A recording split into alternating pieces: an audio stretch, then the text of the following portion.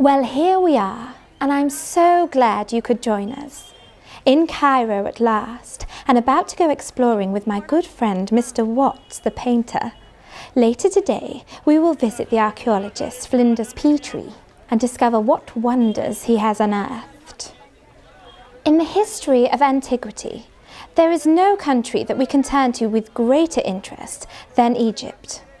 The history of Egypt is also, of course, the history of Israel. And the more we can learn about this great civilization, we can enrich our teaching of Bible history. The more I study Egyptian literature, the more I am impressed by its simplicity and wisdom.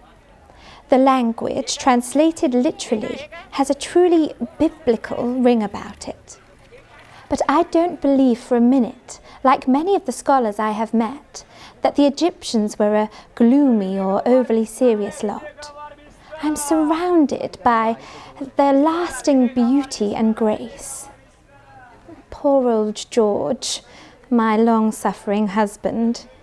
He complains about the gout and the flies and the heat, and don't get him started on the drains. All I can see are the wonders.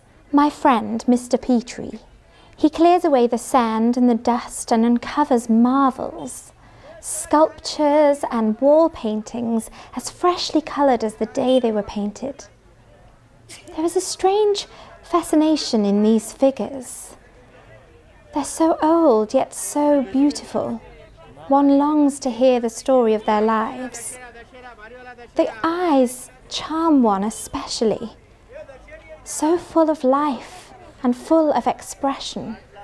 Look at this eye of white quartz with its iris of rock crystal. What could be more beautiful? I will add it to my growing collection. George says I'm turning our house into a museum. He's right, of course, but what of it?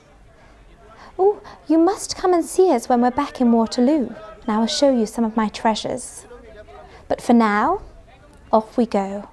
It's time to explore.